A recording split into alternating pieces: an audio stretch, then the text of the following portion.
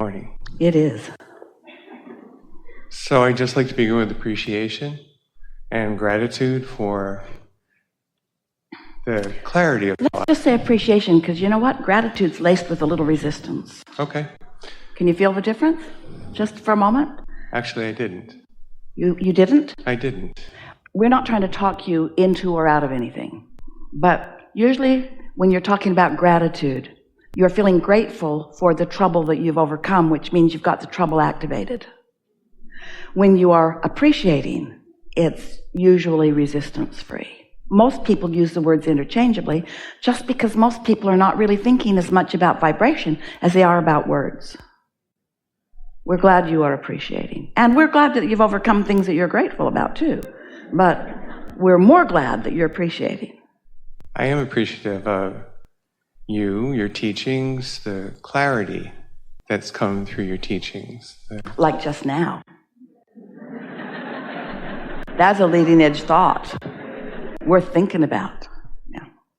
It's been years that I've been listening and learning, and it's certainly been a slow process sometimes of momentum, and there have been A slow process, or it's been an unfolding process? unfolding. That word feels a little better, doesn't it? It does. Yeah.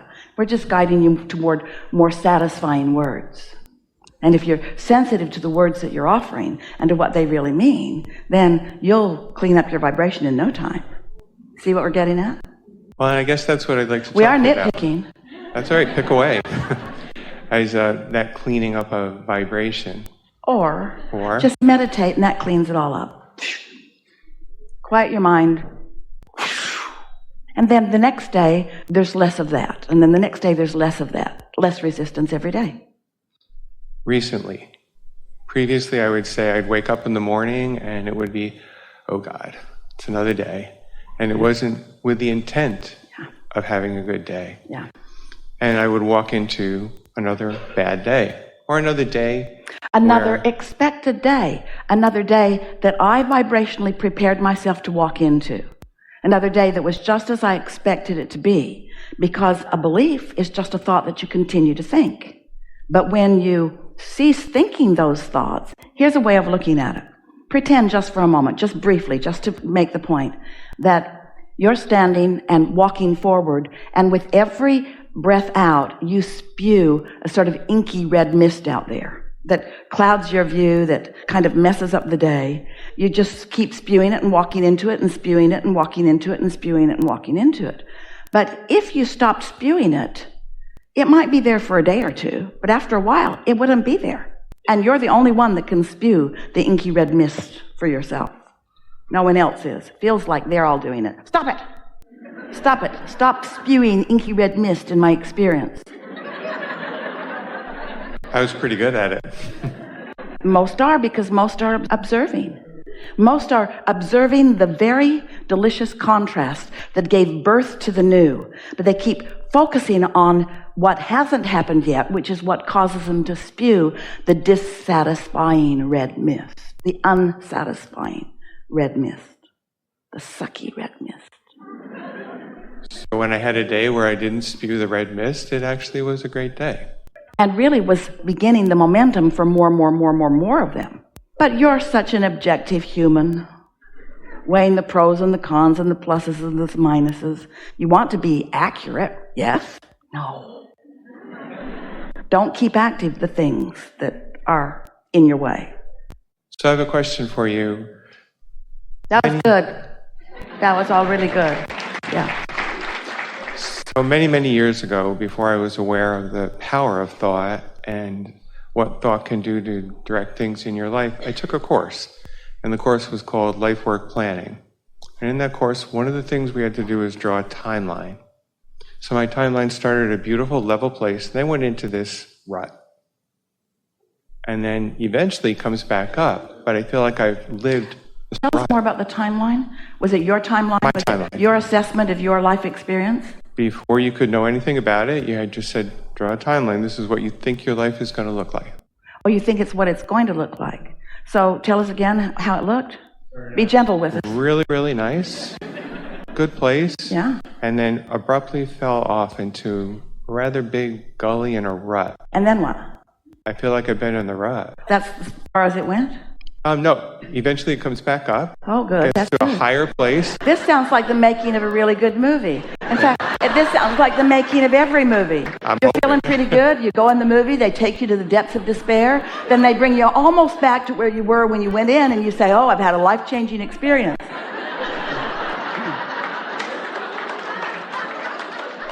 Actually, on the other end, it brings you to higher than where you were when you went in. That's the way you intended it to be. You come into this experience with high anticipation, but not much data of what you're going to do with the energy. So you begin your collecting of data process, and you do such a wonderful job of putting things into your vortex, of fashioning your own vortex. We really don't even need to talk about all of that. Let's just say you got here, you lived life, you made a vortex, and you don't know that it's there, and now you do. So now you want to focus in a way that all the good stuff that you've been asking for can begin to flow into your experience. It really is that simple. How do I do that? By being satisfied now. So I want this specific thing, Abraham. I want this specific thing that hasn't happened yet. So I accept that the creation is already done, and that my inner being has already attracted all of the cooperative components to it, and it is in the process of becoming. But I'm having a hard time, Abraham, listening to you here today. I'm having a hard time feeling satisfied about this thing that I want so much that hasn't happened. I'm having a hard time feeling satisfaction about that. We say, that's fine, then don't think about that. But don't I need to think about that in order to make it come? No. In fact, thinking about something that hasn't come keeps it from coming. Find satisfaction about other things. And as you maintain the satisfaction mode, the receiving mode, then impulses about that and other things will come to you. You could have 10 major things of interest and importance going on in your life. You've heard this from us before, we know. And one of them could be really not working at all. And 9 of them could be really working well.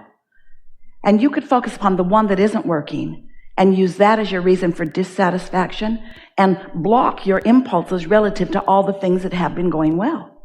Or you could do it the other way around. You could have only one thing going well and all the others not. And you could find the satisfaction in the one thing that is going well so that you're using that as your reason for satisfaction. And before you know it, you'd be so much in the receiving mode that every one of those other issues or experiences or situations would begin turning to impulses and experiences and thoughts that would be pleasing to you. You hear that? Satisfaction?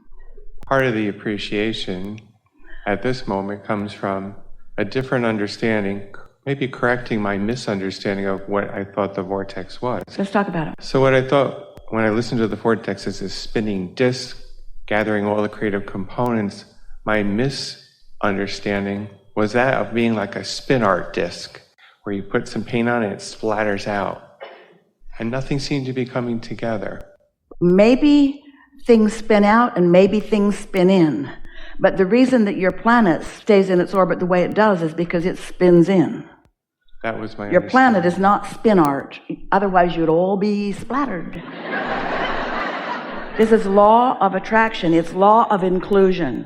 And the cooperative components are all being gathered and modulated and molded and refined and becoming. In other words, everything is like that. Everything that you see manifested is a vibration that has come into being. And what happens with so many humans is you were born into an environment where there was so much that was stable and positive to observe. And that's a good thing until you begin to observe the things that feel unstable and not positive. And so we want you, now that you have the ability to do that, and now that you've built such a magnificent vortex, it's really time to put more emphasis on getting into step 3, which is the receiving mode, and allowing yourself to be in on the hands-on creating. It's such a wonderful thing to be in a state of receiving and just feel an impulse to do something that might even be illogical. But it feels so good that you want to do it. So you do. You leave the house and you move in the direction of that idea, and then something wonderful comes about. Sometimes you're a cooperative component for someone else, but all of that is delicious too. As I become more conscious of my thought and the power of that thought, I want to be where you are in that receiving of the goodness that's queued up, because in that period of being in the gully and the gut, there's been plenty of receiving of the gully and the gut. That's because, we appreciate you saying that, you're always under the influence of something. But you want to tune yourself to be under the influence of who you really are, not of what you're moving from. Just stay there for just a minute and feel that. Because if you are awake and your mind is active, law of attraction is responding to your thoughts. So you've got some mix of vibrations going on, which means your point of attraction is whatever it is. And so if you're focused upon the missing of something that you want or the presence of something that you don't want, then that's in your mix. And if that's in your mix, then you're blocking what you do want in the same moment. Does that make sense to you? It's like you can't set your radio dial on 101 and receive what's being broadcast on another. Esther likes Pulse and Blend on XM radio. She likes the music, but she has to tune her tuner to receive what she believes is there. So I believe it's there, and I am open to receiving, and it feels good to feel that way. And it's the first time in a long time that it feels good to actually feel that. But can you feel? You see, we've been talking to all of you for a while, and you've been receiving us. You're watching YouTube, and you're receiving things from one another, and you have a sense of all of this. We know that you do. We can feel that you do have a basis of understanding here. But today, we want you to simplify it all for yourself. We want to ask you, do you accept that there is a vibrational reality that precedes the manifestation? Yes. And do you accept that you've been under the influence and you've projected it? In other words, if you've been under the influence of not believing in yourself or being angry at the world or angry at someone, then you've spread some red mist out there that you're going to keep running into.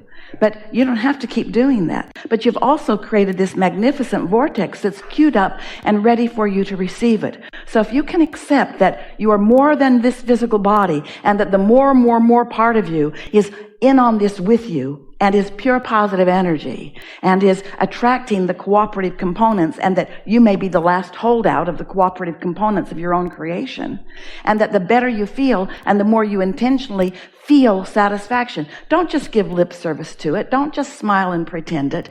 Really reach for, why is this a satisfying moment? What is it about this moment that is satisfying? And when you begin to find deep satisfaction just in a quieted mind, that's when you'll really begin to feel the resonance of this vibration of well-being that is you. You can feel. Do you meditate? Do you know that feeling of sort of detachment that once your mind is quieted and you have a sort of state of numbness? Esther can't tell her nose from her toe. It feels satisfying. It feels satisfying. I've done that. Not on a regular basis, and maybe that's what I need to practice doing more, is just quieting down. Here it is, plainly and simply. If you are not deliberately tending to your vibrational relationship with your vortex and your inner being, if you're not deliberately allowing your vibration to rise so that you are in the vibrational vicinity of what your inner being is projecting, if you're not deliberately doing that, if you're just observing what's going on in life, you are not really garnering or gathering or gaining or accomplishing any true momentum. Because if you're just taking life as it comes to you, I like this, I don't like this, I like this, I don't like this, I like this, I don't like this, this made me feel good, this made me feel bad, you have no control. But when you decide that you're going to utilize your own emotional guidance system, and that you are going to reach across the board for more feelings of satisfaction, which means you'll find yourself reaching out for people who are more comfortable to be with. You'll find yourself reaching out for your own thoughts that are more comfortable. You'll find yourself knowing what television programs you want to watch and what ones never work out for you that way. You'll just become better at managing your vibrational gap. And the better you become at managing that, then the more time you'll spend in that receiving mode until it will just begin to kick in. You'll just reach the place where you'll know what you are under the influence of.